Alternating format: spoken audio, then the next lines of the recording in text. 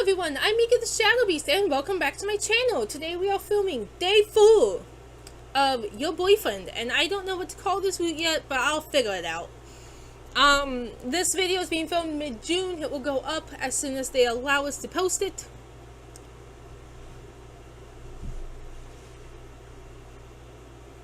It's taking its sweet ass time. Here we go. But we'll see when we get there. Okay, my head hurts. A dull ache spreads across the side of my head like a brush fire sparked from a cigarette butt. The veins behind my eyes are throbbing and I feel a warm, soft cloth against my cheek. As I try to reach up toward my head, I feel my wrists are bound above my shoulders with nylon rope. My fingertips tingle from the lack of circulation. I wrap my knuckles against the wood frame of the headboard and force my heavy eyes open just for a split second. Where the hell am I? Good morning, sleepyhead! I twist my head to look over at the pair of blue eyes that are glaring at me. Scrambling as far from him as my tied arms will allow, I defensively twist myself with my legs towards him and bending my knees to kick him away. Don't come any closer, or I'll... Whoa, hey, take it easy. I'm not gonna hurt you, I promise. He says, echoing our very first encounter in the park. The side of my head is still throbbing under the bandages. I try to feel my wound, even though the nylon rope is digging into my bound wrists. Where am I? What did you do to me? A million more questions flood into my mind, but my memory fills in the gaps before I can ask them. You bastard, my head, why did you? A familiar face flashes in my mind. Oh god, you killed Lucy! You killed Lucy! His hands dropped to his lap and morose expression washes over his face. Yeah, that's the long and short of it. My eyes are wide with horror, and the only question that I can't answer is, why? Do you... He pauses and I wait with bitter breath for his confession. How would you like a glass of water, or maybe a peanut butter and jelly sandwich? Oh hell, why not both? My mouth opens and I can hear myself scream, what? In my head, but nothing is coming out. I made them a few minutes ago. I was hoping it would be a sort of welcome to your new home present, but maybe he'll help break the ice. He sits up from the bed and dashes out the door of the bedroom. I can hear his feet thumping down the hallway. I have to escape.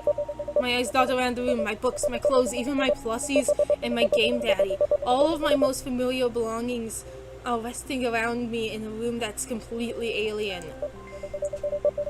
God, maybe this is all just a nightmare. A few moments later, he saunters inside.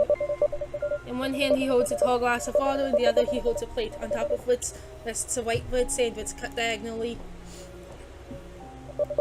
I know a lot about you, but I never got the chance to learn what your favorite sandwich was. Who knows, maybe in a different time and place, we may have had our first dinner date under better circumstances. I guess we'll just have to play the cards we're dealt until you can see that he's irritating me with his philosophical ramblings. And abruptly stops himself by clearing his throat. Anyway, here. He holds the water out to me, completely overlooking the fact that both my hands are still tied to the headboard. My glare could burn a hole through the glass. Oh, suspiciously. He places the glass and plate on the bedside table and lets a huff of disappointment. Oh, come on, don't give me that face. A belated icebreaker. A nice little pressure release valve to let off some steam. He totters to himself and points to the drink. It's perfectly safe to drink. I don't take my eyes off of him. I don't even blink. Why are you doing this? Why did you kidnap me? He looks slightly wounded by my question, as if I already knew the answer, but refused to see it. He turns his gaze to the bedsheet, pensively staring for a moment before returning his attention to me.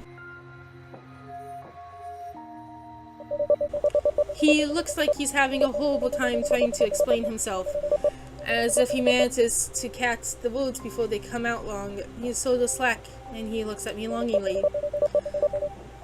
I wish that you could see yourself the way I see you.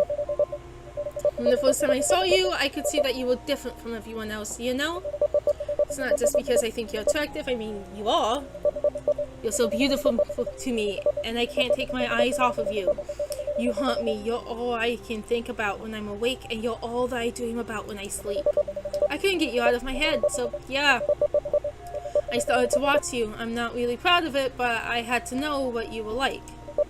I'm not a people person by any stretch. In fact, I can't stand being around anyone else. People go about their petty little lives, self-interested and greedy, while paradoxically having so little to no ambition because their dreams have died. So many people crushed by the weight of the world, and now they are just husks. They're dead dreamers in a world of shadows, ghosts, unable to see past their own little bubble of self-indulgence. Pathetic. But I saw you! From every angle, you're kind, caring, loyal to friends who are down on their luck. You're savvy and snarky, and you can roll with the punches that life throws at you, because sometimes life is just a sick joke. And I've seen you strong and assertive and unwilling to compromise your own self-worth and honor. But then those dead dreamers started to look at you, staring. I saw the same chains they wanted to force upon you. It made me sick. No, I wouldn't let them make you as empty as they are. I had to save you. Bullshit. His eyes widen and I can hear his heart thundering in his chest. You didn't want to save me. You just wanted to save me all for yourself. That's why you killed Lucy, isn't it? The silence between the two of us is deafening, and my piercing glare refuses to yield to him. Eventually, the heat from my outrage melts his facade, and a shallow grin begins to creep from the corner of his mouth. You can smell other people's shit. It's such a refreshing quality to find in another person. Don't worry, I won't give you some cliche, well, not so different, you and I line. No, you deserve so much better than that. Frankly, darling, I just really can't stand people in general. I didn't lie about finding them greedy and useless. Or that you are, indeed, the single rose struggling to bloom in this weed-strangled garden. He leaned over me, his smoke turning into a snake-like grin. Admit it, a part of you is glad that I killed Lucy, What was she doing besides dragging you down into a river of blood and shit? Perhaps if you're good, tomorrow I'll show you around your new home. Until then... He picks up the glass on the bedside table and sets it beside the sandwich. Just shout if you need anything. Smacking his lips, he closes the door behind himself. I can hear his footsteps fade down the hall. My heart is jackhammering in my chest and I feel like I'm going to vomit. I try to pull my wrists free from the rope, but they dig into my skin until they ache and my fingers get the numb tingling sensation. Exasperated, my eyes dart around the bed.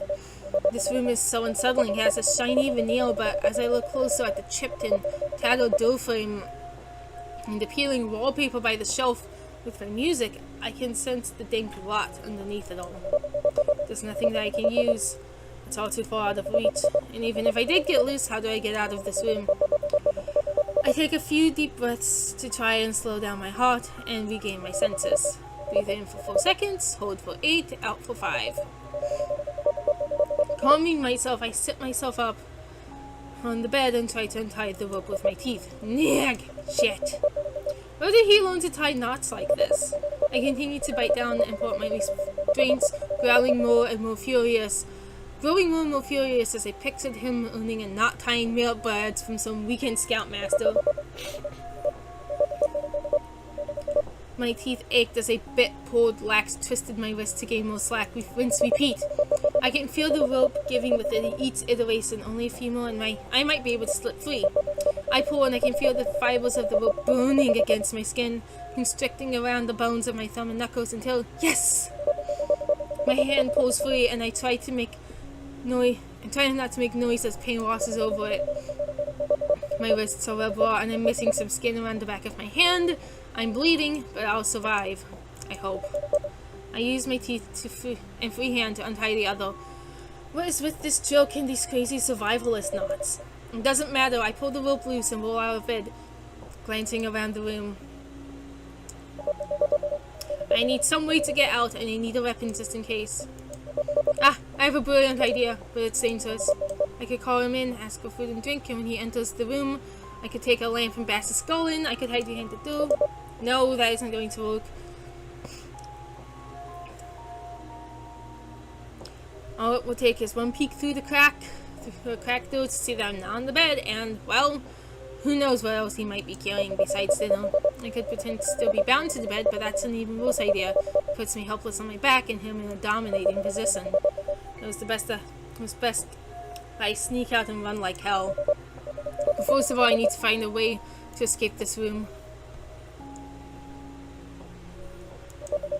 This reminds me of the bookshelf I have at home. Wait, are those the exact same books? Okay, can I... Got a hanger! I slip the thin metal hook over the bolt and catch the threads with a gentle pull. And I'm out. Cautiously pull the door wider, hoping that the dry hinge doesn't tattle to my adapter.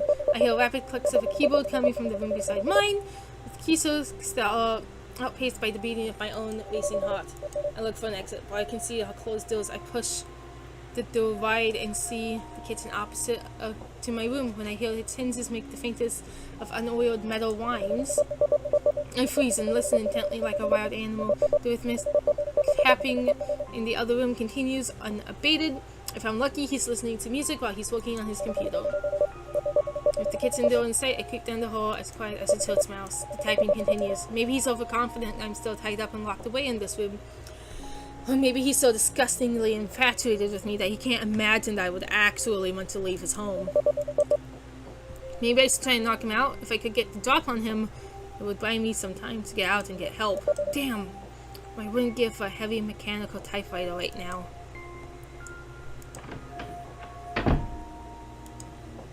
Pills.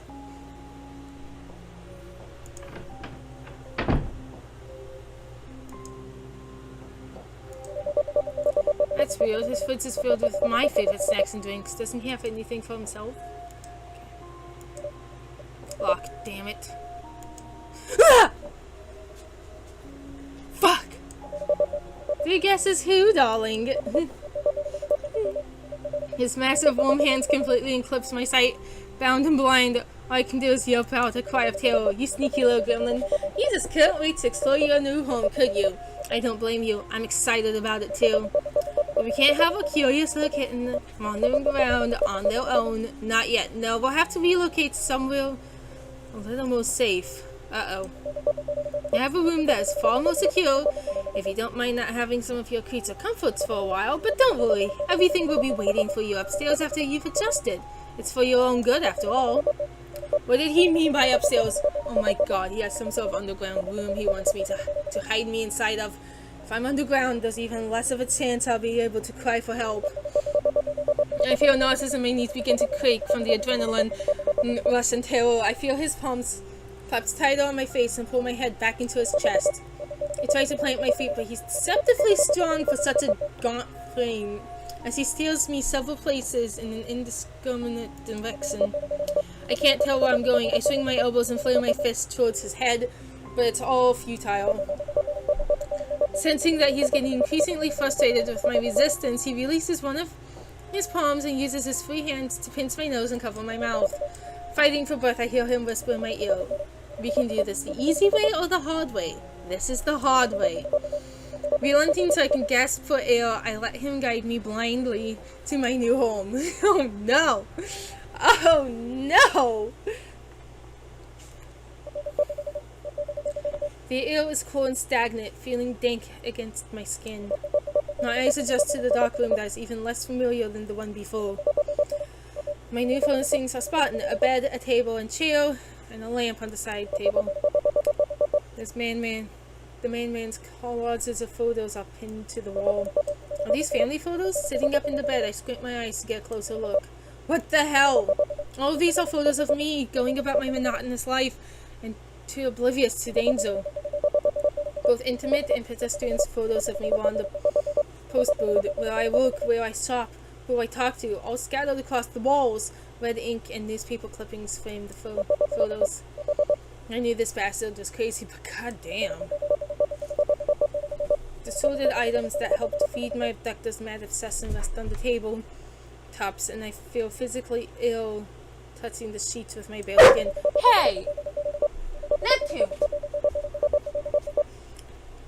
I shift into bed and feel a padlocked metal cuff bound to my ankle and weighed down by a chain that has been securely anchored somewhere beneath the bed. In the amber glow of the candlelight, my abductor stands patiently as he sheepishly twiddles with a pair of keys. Hey, how are you feeling? Gathering the length of chains that coil, at the bedside floor, I throw the cold, rattling mass at him in a fit of rage. The metal links fall short of their intended target.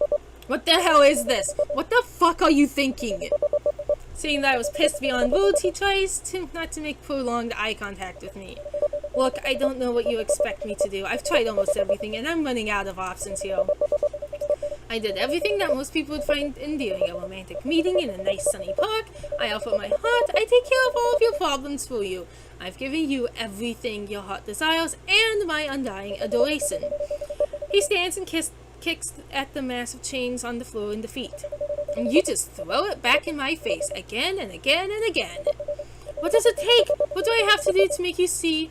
to make you see that you don't need anyone else? You're batshit crazy. I didn't ask you for any of this. I barely know you. I don't want to know you.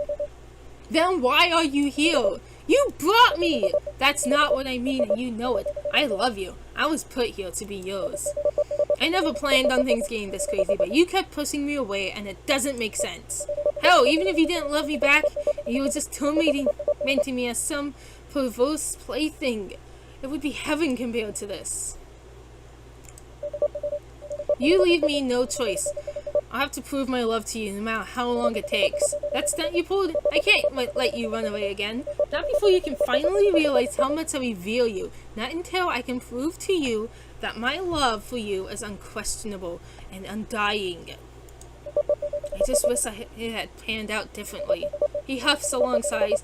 The key from his padlock are buried in his bald fist as he thrusts them into his pocket before turning and opening the door.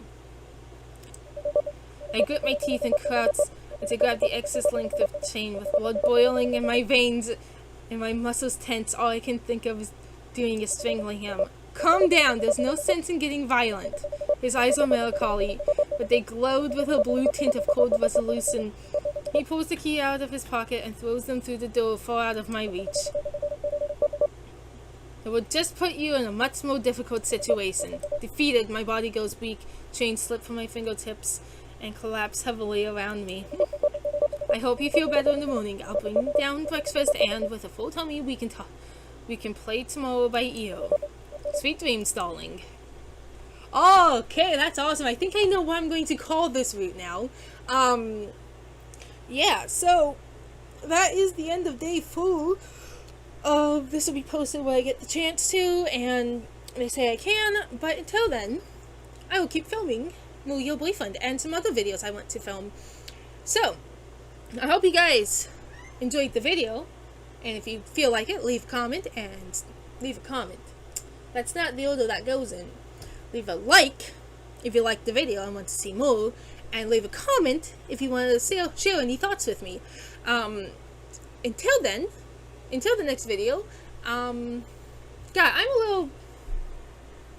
My outro is not working. I've got a cat staring at me, and I don't know why she's looking at me like this, and it's distracting me. But you know how the usual spiel goes. Subscribe if you want to see more, and I will see you all in the next video. So thank you, and good night.